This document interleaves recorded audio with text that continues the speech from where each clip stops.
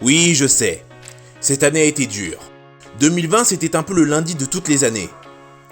On vous avoue, nous, au début, on réalisait pas trop. Du jour au lendemain, on s'est familiarisé avec les mots masque, gel hydroalcoolique et confinement. Une partie des Français ont cru qu'ils étaient tout à coup devenus des coureurs kényans et ont découvert que la plus grande épreuve d'endurance, c'était d'aller faire les courses. On s'est tous mis, bizarrement, à fabriquer du pain clandestinement dans nos cuisines.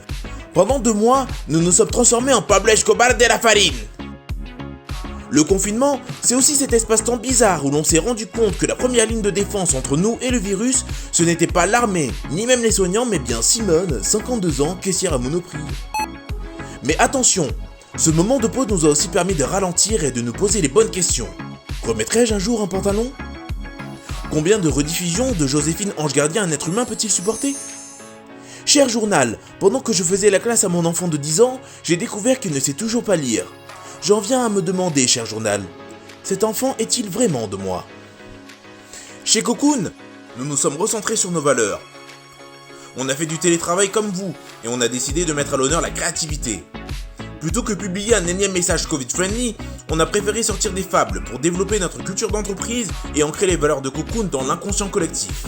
C'est une sorte de retour à l'enfance, une façon légère de prendre de la hauteur afin de critiquer un marché qui dysfonctionne. On a fait une fable sur l'œil du tigre. C'est pas un tigre ça. C'est notre manière de faire un clin d'œil à la résilience, à ceux et celles qui transforment les obstacles en opportunités, qui ne lâchent rien, comme toutes ces personnes qui se sont acharnées à faire des lives sur les réseaux sociaux alors que c'était la dernière chose dont le monde avait besoin. Je m'en fous, je le dis. On a fait une fable sur le don de soi.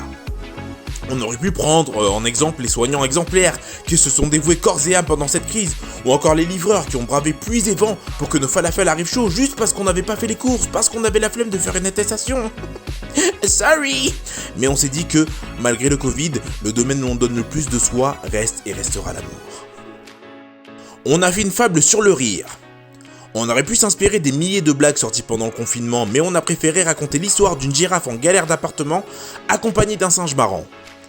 On a fait une fable sur l'optimisation du temps.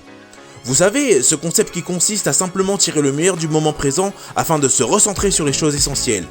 Un concept qui a toujours été sous notre nez, mais dont il a fallu une pandémie mondiale pour se rendre compte de son importance. Pour finir, merci. Merci d'avoir pris le temps de nous écouter et merci d'avance pour vos retours. Prenez le temps de nous dire ce que vous pensez de nos fables pour nous faire grandir et faire bouger la société. Si vous partagez nos valeurs, partagez également le hashtag Cocoonez-vous et faites voyager ces quelques fables.